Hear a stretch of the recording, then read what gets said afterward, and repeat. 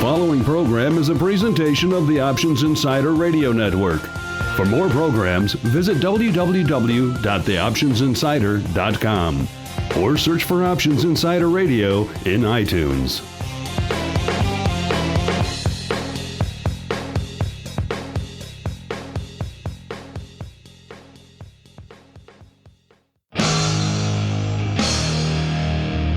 And now, it's time for the show that breaks down the options market.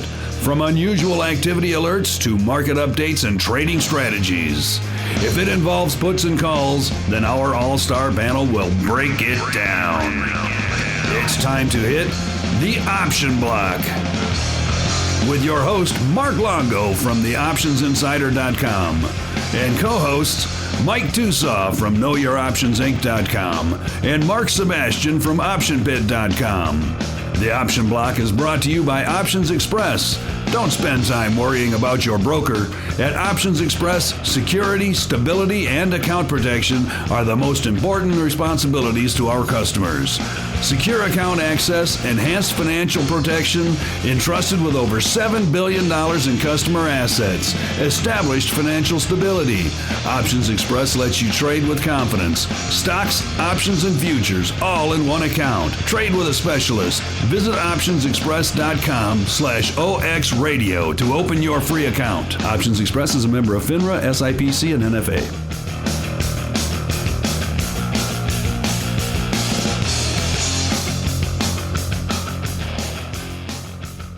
Welcome back to the Option Block, and I hope everyone out there is having a great start to the trading week.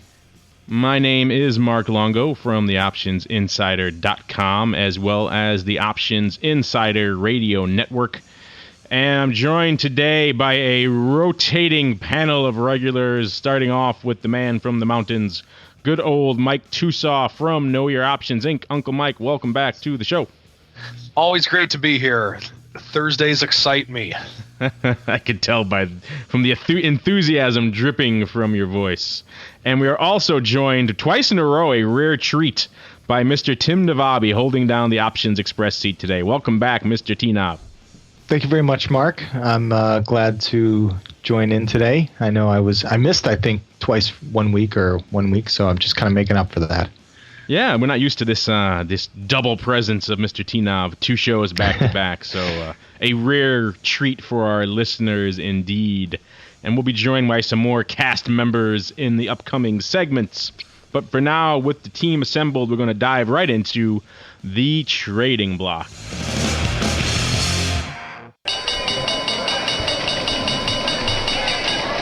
The Trading Block. All right, and welcome to the Trading Block. This is, of course, the portion of the show where we discuss what is going on, what's been moving the markets, what's been of interest since our last show, and we'll just skip right to the heart of it since most of the major indices closed today down around 0.5%. So you can look all that up yourself, and we'll dive right into the mix, the heart of it indeed, with a little fruit company. I believe they sell produce in many of your local grocery stores. Of course, good old Apple just blowing the doors off of it yet again. We all speculated that how could they possibly really blow the doors off again after all the expectations were sky high. The cult of Mac had driven it up. The analysts have just been drooling over Apple like they always do, leading up into earnings. The pre-earnings rally of somewhere around 8 to 10%, I believe it was, in the weeks leading up to earnings had already taken place. What more could possibly be seen? And then, of course, off to the races in the after hours, around the 450 handle, I believe. Just an explosion of Apple love across the board. So, Uncle Mike, as one of the people with the most skin in the Apple game, what was your takeaway aside from woohoo? Well, what more could you possibly say besides woohoo if you're long Apple, I guess? I'm excited about it. I was actually a little bit concerned going into earnings just because we had that rally. And a lot of times when stocks rally into earnings, the fear of it, at least from my standpoint, I'm not an earnings player. I'm more of earnings. Actually, I hate earnings announcements personally, just because it's the BBI index gets really skewed, as you would put it, just because of the fact that I have to do a lot of extra hedging just because someone says something and that screws up our whole longer term course of events. And just going into it, I was concerned because of the fact that it was rallying. And where we were, I had it collared at 400 and 450. Or I'm sorry, 395 and 450. Apple was at, I think, 420 going into earnings. And then obviously it worked out pretty well. This is one of those rare examples like we talked about on the last show where times when it actually works out to be long premium going into an earnings event, and like Apple, it had rallied so hard that vol had come off so dramatically, and everyone knew one way or the other was going to be a pretty substantial move. It looked like coming out of the earnings that it seemed like just a no-brainer to go in long premium, whether you were long, the iron fly, short the wings, or you were long some verticals, or whatever the case may be. If you were coming in short premium into this earnings, it didn't seem like it was going to be the proper approach for the old Apple beast. All right. Anything else you want to tackle for the trading block, Uncle Mike? That's pretty much, we're waiting for Ford tomorrow. We'll see what happens on Ford. It was supposed to be the 24th, and all of a sudden they changed it apparently to the. You have to love them. They do that, and what that signals, I don't know. So, Mr. Tinov, of course, I'm sure you took a lot of calls over the past few days with this whole fruit company. Was that dominating your own personal tape for the last couple of days as well? It sure was, because every single person I know owns Apple stock. Everyone, grandpa, grandma. Everyone. There isn't one person I don't know that Little doesn't Timmy. own that stock. I can name one that that does not own Apple stock. In some shape or form, yeah. I own a short position on Apple. Does that make sense? Is it an option position? It is an option position. All right. Well, okay, yeah, that doesn't count though. But no, I'm talking purely stock here. No, it was definitely a lot of excitement, a lot of calls. People had a lot of positions all over the board, and it was just kind of amazing to watch. That happen. Just do that. And listeners, we are also joined here in progress by one Mark Sebastian from OptionPit.com. And Mr. Sebas, as we discussed on the last show, it looked like a screaming opportunity to go into an earnings long premium for a change as opposed to short premium as we typically are wont to suggest here, because the vol had come in. Apple was primed for a move one way or the other. It looked like the levels, whether you wanted to go long iron fly, iron condor, whatever the case may be, long verticals, whatever it was, you didn't really want to go into this one short. And it looks like that's certainly how it played out. The thing gapped up pretty hard in the after hours and then the immediate opening the following day. One of the rare examples of being long premium working out. Of course, like we've talked about before, if you're going to be long premium in a lot of these names, you really need to be active hedging in the after hours. You had to be out of it by basically the open, otherwise you were losing again. Exactly, because that's the problem with it. If you try to take the long premium position, and we've talked about this in the past, of how do you hedge it, how do you scalp? Do you scalp underlying? Do you scalp with options? If you're trying to scalp with options, your options, quote unquote, are limited here because the bulk of the move occurred in the after hours again. So you really need to be, if you're going to be a savvy long premium player, particularly around earnings, you really need to be active hedging in the after hours. Yep, and this was just. It's interesting. They're just it made a nice move up, and it's given back over $10 of that move, and I think there's gonna be some continued pressure.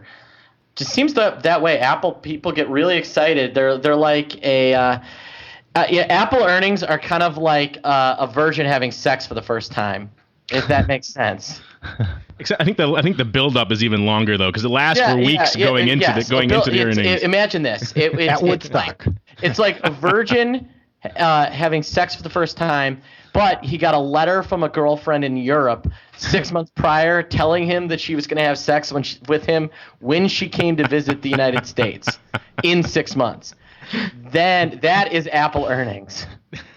That's about the picture, I think, of what unfolded there.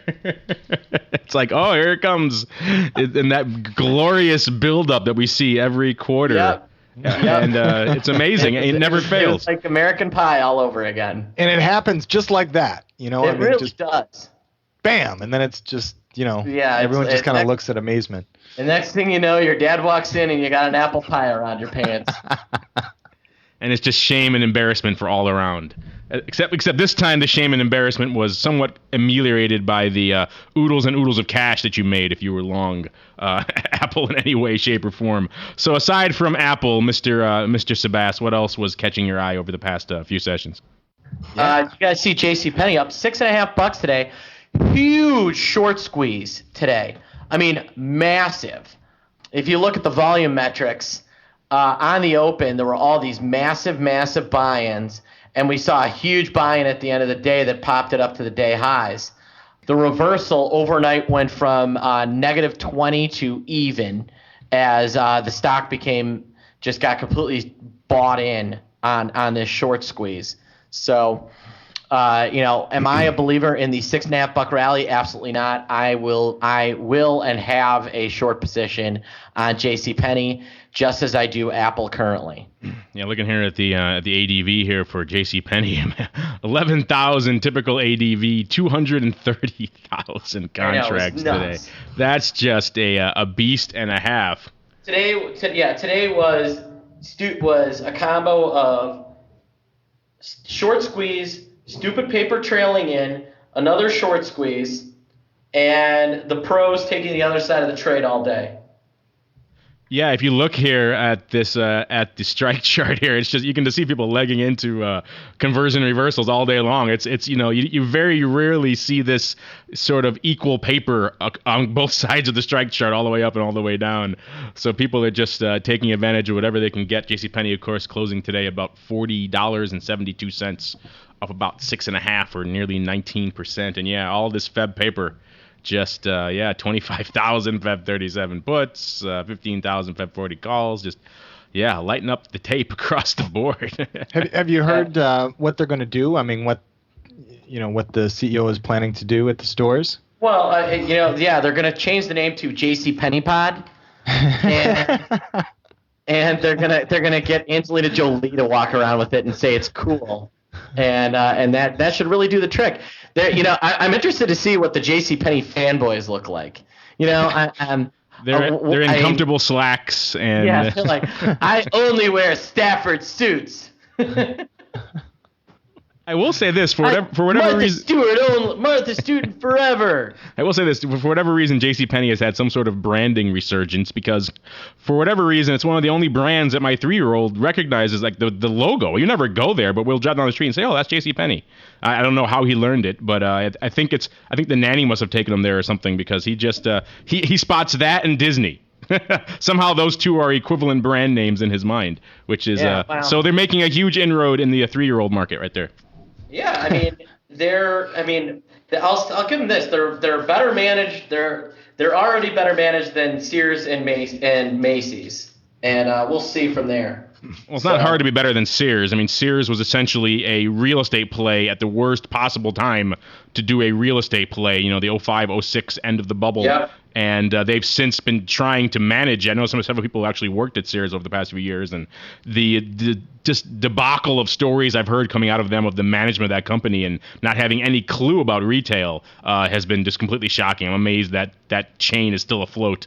It's terrible. I mean, have you? My wife Lauren, for Expiring Monthly this month, wrote on the back page an opinion on why women do not shop at Sears, and it starts with the fact that for the most part, women don't like to go to the store and buy their shirts, shoes, and slacks at the same place they buy their washing machine.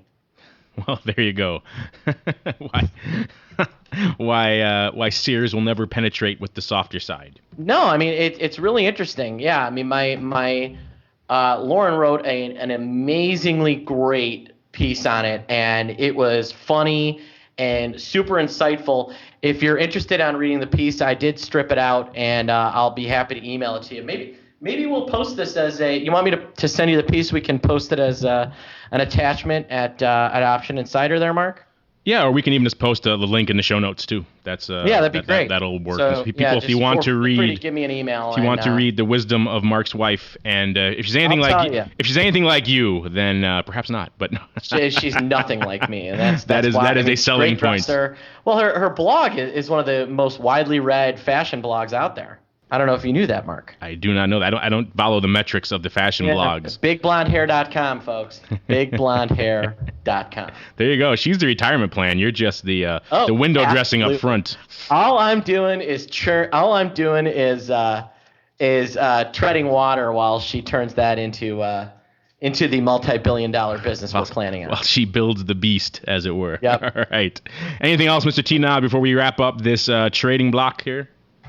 No, just kind of like we should mention. saying. I'm sorry. We should mention the Widowmaker making a bit of a comeback here. Netflix. Actually, south, north of 100 again, into the triple digits yet again.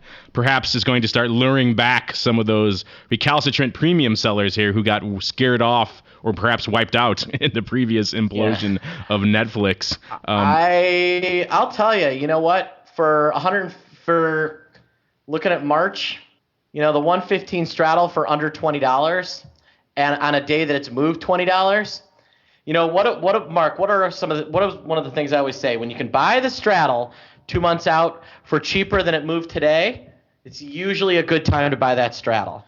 You say that almost every day. It's amazing how often you say that. It is. It's one of my mantras. That, and you should also and fudge is not a factor. And you should also buy $1 front month calls whenever possible. The stock is trading less than $1. That is also your other mantra. Why buy the stock when you can have an option that expires next month? Exactly. and pay 2/3 the price. That's least. The other important at least you got to be at least 2/3, or you're not really, or you're not living on the edge. Mm-hmm. All right. How is Alexa, our stripper girlfriend pharmaceutical doing? We'll have to pull them into a rundown for another odd block here. Trading a whopping 73 cents, down a penny today. Mm-hmm. Moving some size activity and 600 contracts. So not lighting up the tape like they once were. Speaking of lighting up the tape, let's dive right into the odd block. It's time to break down the most interesting, unusual, and downright questionable options activity that's been identified by theoptionsinsider.com. It's time for the Odd Block.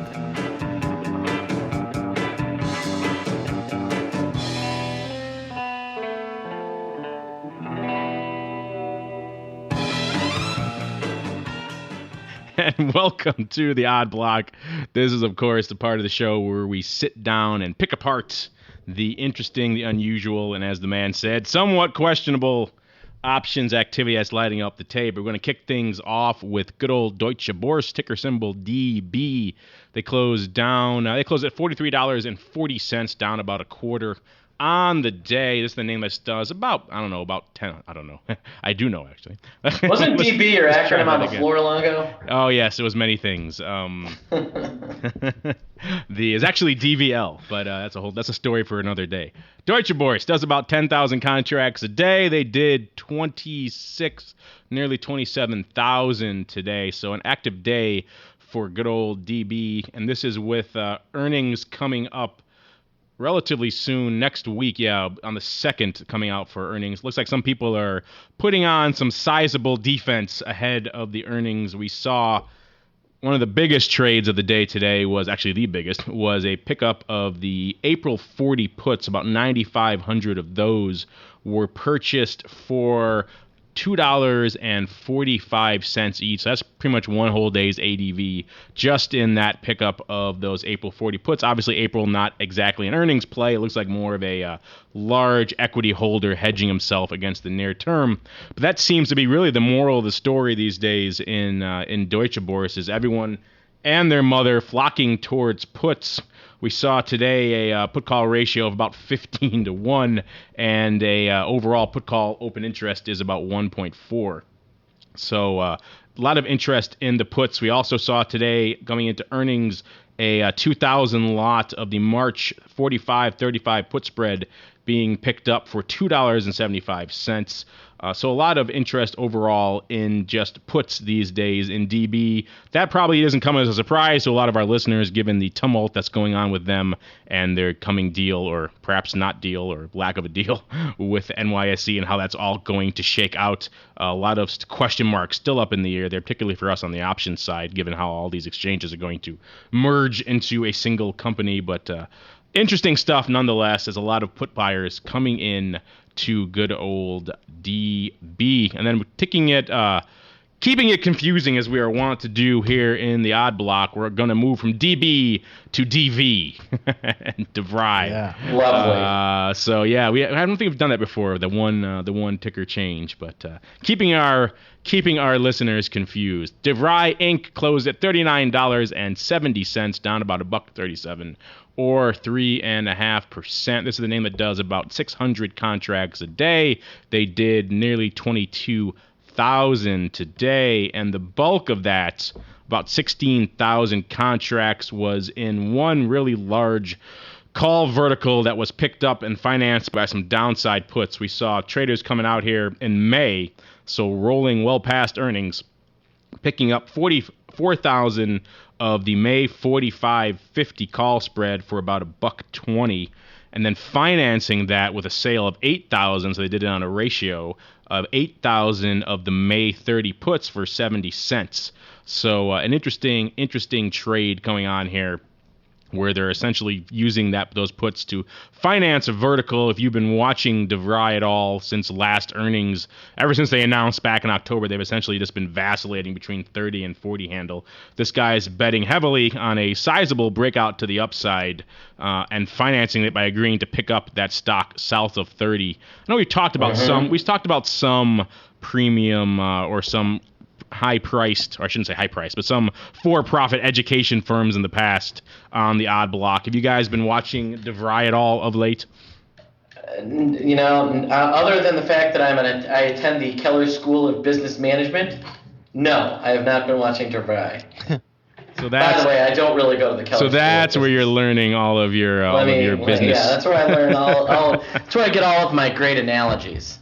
Their school, I hear their school for uncomfortable analogies is actually highly underrated. It's a very good place to go. It's a top-notch place to learn. Yeah, but yeah, not interesting levels here. The vol not exactly super enticing for hitting these downside puts, but I don't think the guy's looking at his vol levels, as people are not wont to do on these names, picking up about a 40 vol on that upside vertical. Interesting play here, expecting a big breakout to the upside in DeVry. I'm not sure if I agree with that fundamental underlying premise, but the way he structured it is nonetheless interesting. Oh, also of note, DeVry looking like this trade may be farther from coming to pass here. DeVry had earnings after the bell.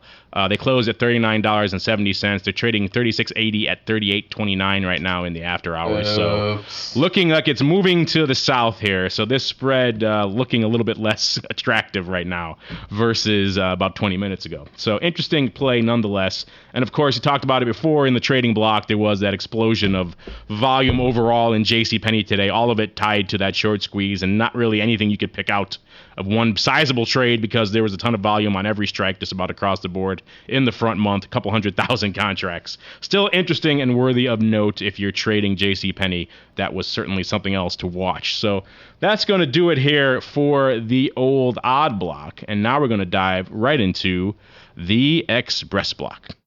The Express block, brought to you by Options Express. Options Express lets you trade where and when you want for every level of trading. From advanced charting, free daily trading ideas, and free educational resources, Options Express is the online broker for all traders. Best of all, Options Express allows you to trade stocks, options, and futures all in a single account on powerful yet easy-to-use trading platforms, including mobile devices. Visit optionsexpress.com/OXradio for your free account. Options Express is a member of FINRA, SIPC, and NFA. And welcome to the Express block. This is, of course, the portion of the show where Tim Navabi regales us with oodles and oodles of priceless information. So our listeners have very high expectations when it comes to this segment, Tim, and I hope you shan't disappoint them today. But I'm sure a lot's been going on over there in OX land, as we talked about before. Apple was lighting up your personal tape for the last few days, but of course Netflix, I'm sure. Are people coming back? Are they starting to flock back to the Widowmaker? I know we talked on a couple of shows ago, and they said they hadn't really started to go back in there. Have the recent round of earnings and the move to the upside, has that started to lure back some of the degenerate premium sellers who might have got wiped out, or maybe weren't too attracted down at the 60 handle? Yeah, there's a few dipping their toe back in the water.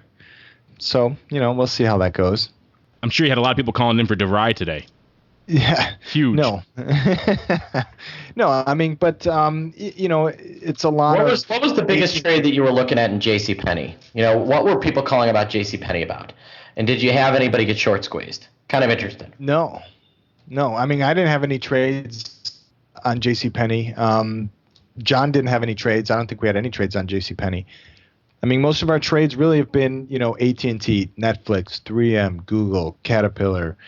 I mean, Bank of America, Apple, SPY, Microsoft, Nokia, just all of those, doing everything. Buying puts, buying calls, credit spreads, debit spreads. Yeah, that doesn't surprise me. You don't see many people, at least on the conversion reversal side of the fence, really trying to call up their broker and execute those. I don't think, at least on the retail side. If you want to do it size, those are kind of execution dependent type of trades. Yeah, I think you have to be pretty have a relatively speedy execution platform and know kind of what you're doing. I don't know if you're going to call up Mr. T-Knob and say, hey, I want a 5-lot reversal in Jason. Maybe. I mean, that might happen. I'm always surprised at what retail is up to these days. But there is one customer that does do that specifically, and he does it specifically with me. But so you're his in-house conversion reversal specialist. Mm-hmm. So is that something you can easily execute then if you wanted to come in and do conversion reversals? Is there I was going to say you don't have a drop really down for that in department very nervous. Yeah, you don't have a drop down for that in the automated spread form. I'm imagining it's not on Extend yet. So that someone has to come in, they have to auto populate it themselves. It's a time consuming kind of thing, I think, to execute for such a time sensitive type of trade. Yeah. So, it's not very easy. I mean, and like I said, it does make the margin department nervous. They want to know, why am I overriding all these trades? Who's this guy? So it's not an easy thing to do. But like I said, everything else, everyone's been trading. I mean, we've been very busy this last week. If you're not making the margin department nervous and you're just not trading correctly, that's always been my mantra. I agree with you. If the margin department is happy with you, then you're doing something terribly, terribly wrong. So the moral of the story over at OX then is if you want to do your conversion reversals in JCPenney or elsewhere, call up Mr. T-Knob. He's the man to do it. Is that because you need, like I said, you need to override so many things in a system to get them done in a timely fashion? So that makes sense then, because it is kind of hard to do on the end user side of the fence. Yeah. Unfortunately. Anything else going on over there, Mr. T-Knob, that may interest or intrigue our listeners today? Not too much. Just, we've been busy. It's nice. Well, then I can't really think of too many things. Before we wrap it up, then, I know last time you were on the show, you talked about people just getting wiped out there in the old Goog. Have you continued to see people coming in and diving back into the short end of the spectrum there? Or are you still dealing with those kind of calls, trying to unwind those positions, or what's been going on in Goog for the past few days? In Goog, there were a couple of people that took some long shots, and they got wiped out too. So it's it's tough to tell when a stock like Google makes a big move like that. I mean, you really think you can catch it and go to the upside because it's oh my gosh, I can't believe it's at this price, and what do you know, now it's just heading lower. So it's a very difficult trading environment. So even the Google equal opportunity offender there. Yeah, it definitely is the new Widowmaker. It is the new Widowmaker. I think. I did hear a few interesting stats coming out. Speaking of Google and the whole Apple earnings announcement recently, is that Apple in this past quarter, I believe, made, I forgot what the number was, if it was $3 billion or 30% or something along those lines, but I think it was $3 billion more in profit than Google brought in revenue last quarter. Wow. So, I mean, it was something, I have to pull up the exact numbers, I had them around before, but it was some startling fact like that. Mark, I actually was with a client that was looking at Google, and he's like, well, maybe we buy it on a dead cat bounce. And then I pulled up the volatility kind of chart and kind of how the volatility moves. And Google implied volatility of the options is at the lowest level we've seen in about 104 weeks. So super crazy low. All right? That's interesting, even given all that we've seen. I mean, obviously you see a deflation coming after earnings, but still the implosion to the downside should have offset that somewhat, you'd think. Well, no, it's at 104-week low. And one of the interesting things is, what do you think happens when it hits these 104 weeks low vols, or these super low vol troughs? think it pops, or do you think it falls, or do you think it stagnates? I think it kind of stagnates. I'd have to guess that. It dives every time. It's really interesting. I actually think Google may be heading back down toward 535. So it's interesting. Every time we've hit one of these dips, there's another 30-point move in Google. It's really interesting. That is interesting. I haven't heard it correlated to the 104-week vol before, which is in a. Well, I was looking at 52, and then I stretched it out. I got you. I could do that substantial math in my head there. To get Mark's to listen to Mark talk about how he's playing the VIX. All right, thank you, Mr. T-Knob. And with that, we're going to close out the old Express block and roll right into the strategy block.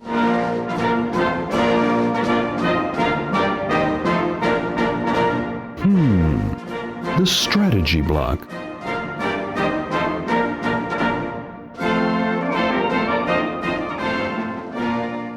All right, then, and welcome to the strategy block. And usually this is the part of the show where the man from the mountain steps in with some wit and wisdom from the world of options, but he had to run, so we're going to swap in Mr. Seabass instead, and God help us all as he takes over the strategy block for this episode. Yeah, well, it's not the man from the mountains, it's the man from the mini metals here today. The tallest man from the mini metals, I will say that. And yeah, where fudge is not a factor. Tim asked me during the show about what I feel about the VIX right now. And, I don't know if you know this, but I'm considered a little bit of a VIX-y guy. But I think it's important Would some call you a vixen even? Yes, the VIX master. Wasn't that your badge on the floor of VXN, vixen? Yes. No. It was SCP, actually. Well, what are my thoughts on VIX here? Is vol low? And to that, I would point everybody toward realized volatility on the S&P 500. What is the SPX moved at over the last 30 days, 10 days, 20 days, even 60 days?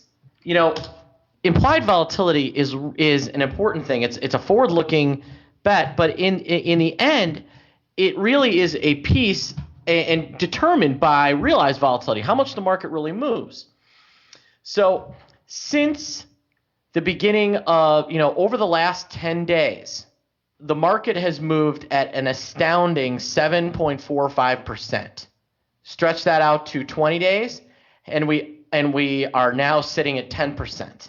Stretch that out to 30 days, and you're looking at 14.4%. All right. Now let's take a look at the VIX. If I cut these out, if I think about where realized volatility has been, and then compare it to prices of the VIX, which is now 18.57%, you're going to sit here, the average guy on the street is going to sit here and tell me that vol is low. I'm going to sit here and tell you that vol is high, insanely high, trading at a massive if you're looking at 10-day vol, an 11-point premium. If you're looking at 30-day vol, it's trading at a ginormous 4-point premium, more than 4-point premium. So is vol low? Well, for those that watch the mean reversion trade, the VIX is kind of sitting around near its mean, 18.6%. If you looked at maybe its mode or its median, that number is probably, over its history, is probably closer to 17 or 18%. But relative to how the market has moved, the VIX is insanely overpriced. And so how have I been playing the VIX? I will short the bananas out of this thing until we see some kind of movement. All right? Because we can see a nice incremental uptick in volatility and still see nothing out of the VIX itself.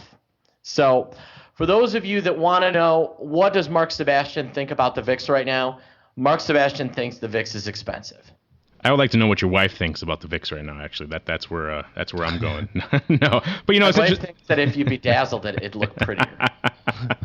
But I'm sure she'll appreciate that comment. But But yeah, it's interesting you mentioned that because we've talked about that on and off in a variety of our shows for the past few months now, and it's funny how that analysis. I agree with you, and everything you said is completely correct.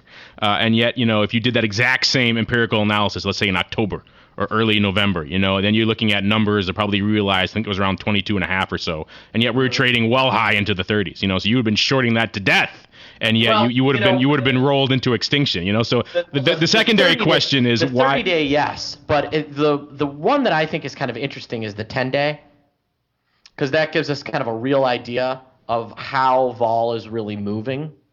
Yeah, you want more of a vol in that sense. Yeah, exactly. And going through that, some of those shorter term indicators. 10-day and even 20-day were bouncing above and below S&P volatility for a long time until right around Christmas. Yeah, that's when the bottom just completely fell out across the board. Yeah, I mean, and the funny thing is that if you adjust for some of the VIX stuff, I mean, the VIX is it's a skewed indicator because of Don Schlesinger may not have told you this, but there's a squaring function in the VIX. What's that you say? I don't believe you. Sold to you. I love Don. But the more interesting thing is the term structure. If you think, and this is kind of the stuff that I work with people on a regular basis at Option Pit. We really work with people on not only understanding how options work, but understanding the products they're trading and how. We can sit here and say that VIX is overpriced. The Feb futures 2 points higher than VIX. March future is 2 points higher than Feb future. If you want, you can go out to September of next year and sell a VIX at 27.80. And I'll tell you, that's a sale. That's an attractive level. It is. It's a my wife level, I would say. Yeah. Well. Attractive. Once again, Mark Sebastian's wife. We have to get on the show at this point. She's been invoked in name enough times. She would love it. But yeah, it's interesting. We're seeing futures kind of doing the reverse dance, where before VIX cash super high, VIX futures predicting that inevitable sell-off towards the end. Now we've completely swapped scenarios. VIX cash low, VIX futures predicting that uptick in the near term, and not certain uptick, but a somewhat of an uptick, gradual. Every statistic says that until futures enter that kind of flattened zone, when they're in a steep contango, it is a very bullish.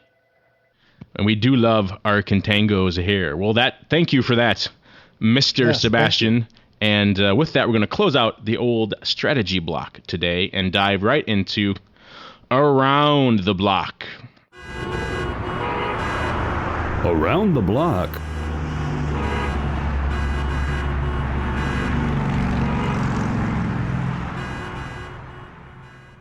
All right, and welcome to Around the Block. This is, of course, the portion where we discuss what's coming up on our own trading screens and what we're watching, what we have in the back of our minds for the next few sessions. And as we discussed at the top of the show with Uncle Mike, of course, we'll start off. Uncle Mike, what are you watching there for your Around the Block? Ford, obviously, being the big one.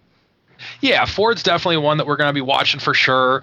Apple right now, we've tightened our collar just for the time being. My original intention was to have Apple go, I'm at the 440 puts right now, and my original intention was to roll up the 450 put or 450 covered calls.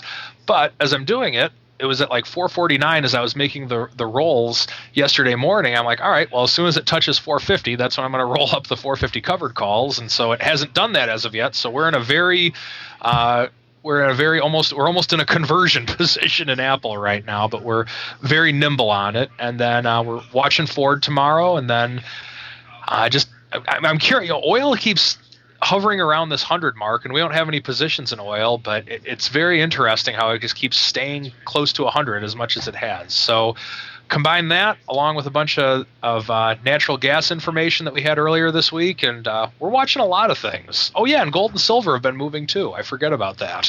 When it's Apple week, all other concerns tend to fall by the wayside. So are you thinking oil then for a Wheel of Fun candidate? Maybe. I mean, it's one that I'm looking at the 100 level, and I don't know.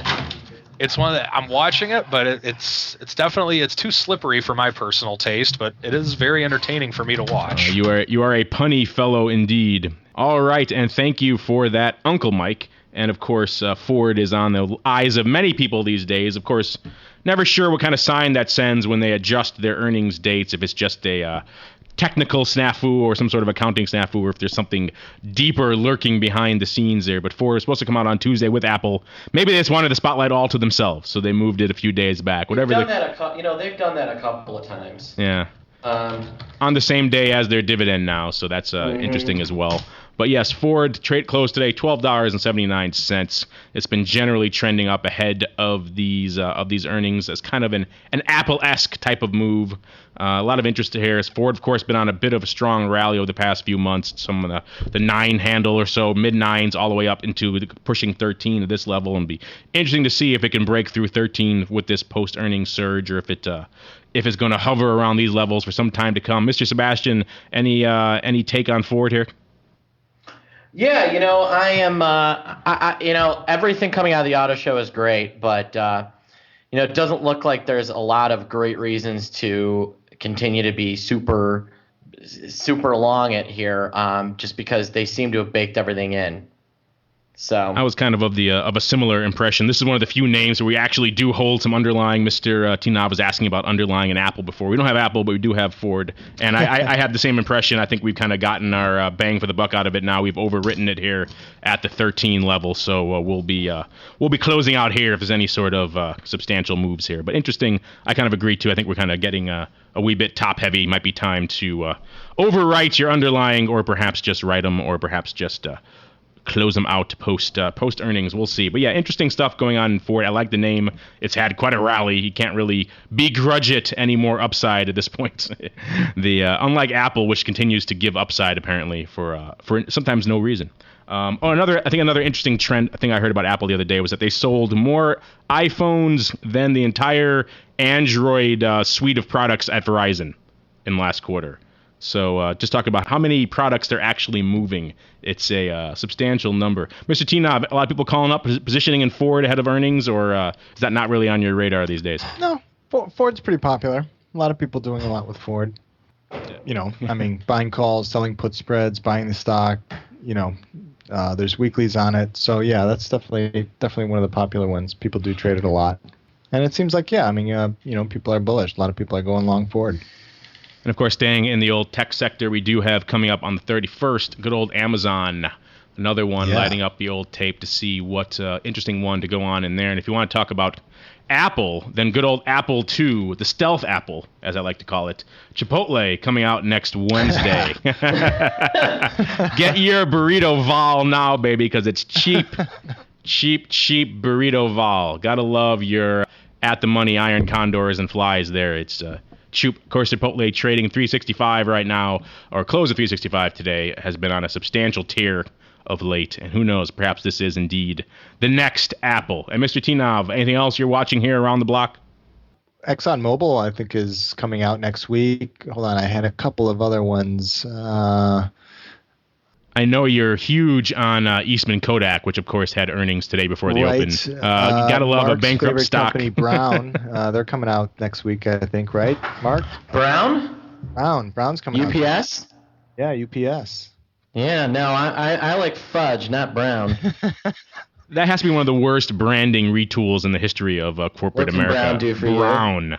Really? Brown? That's the color you want to go with, the entire spectrum. We don't make leftturns.com. What does your wife in the fashionista realm think of retooling to brown? I don't know. Although I will say that for some reason my son keeps calling the UPS guy daddy. I'm not sure what the deal is. Well, unless anything else coming up on your horizon, Mr. Sebastian, that you're watching. Of course, you talked about VIX, talked about Ford, talked about Apple. Are you still? I think now economics are starting to matter again. We're back into the world of logic, and so some of these numbers coming up next week, ADP, employment reports, that stuff is starting to matter. I'm also keeping an eye on oil. Completely overpriced. I think it belongs at 85. I'd be shorting it here. This Iran stuff has baked in way too much cash. Just a thought there. So I'm expecting oil to fall next week.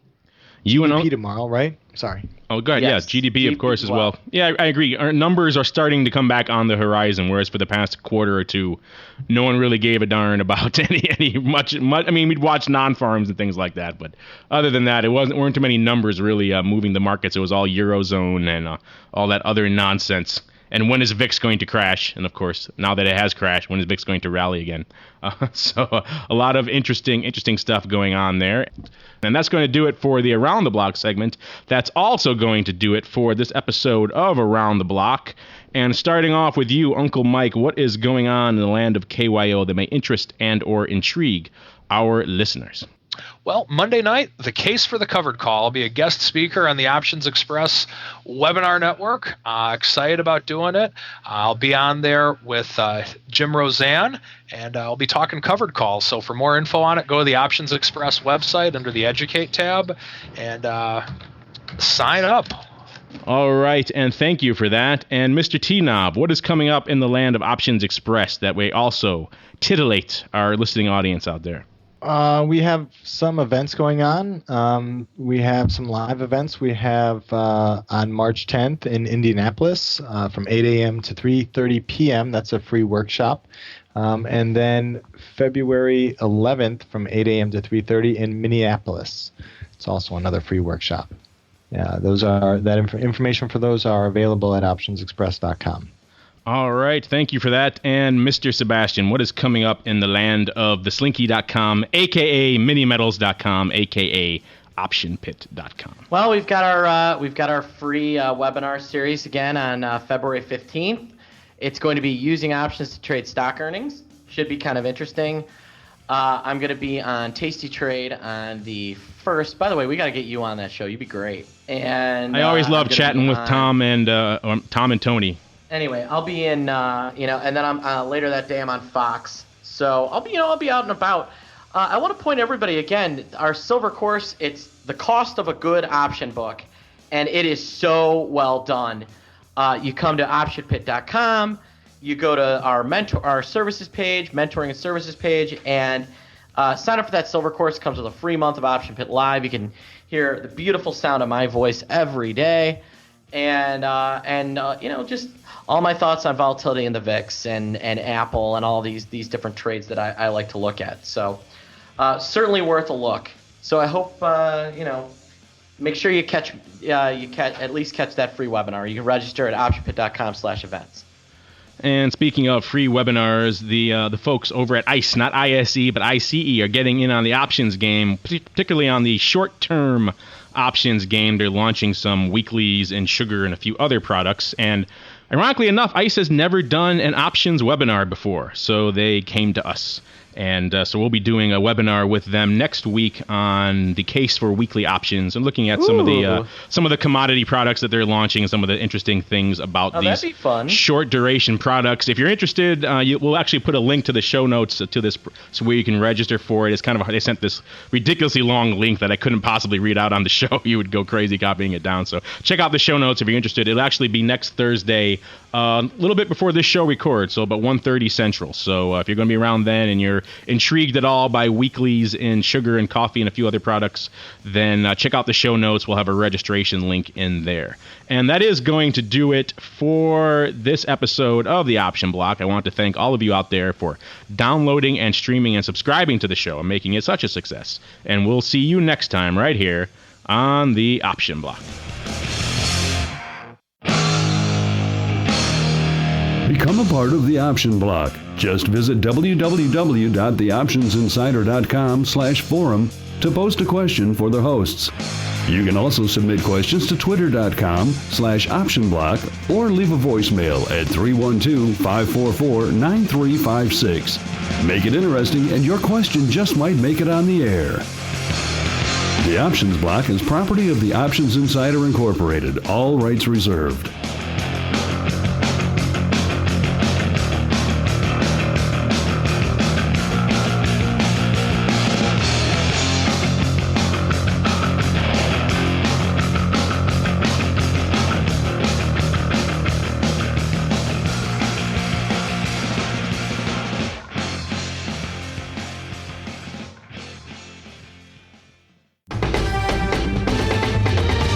preceding program was a presentation of the Options Insider Radio Network. For more programs, visit www.theoptionsinsider.com/radio or search for Options Insider Radio in iTunes.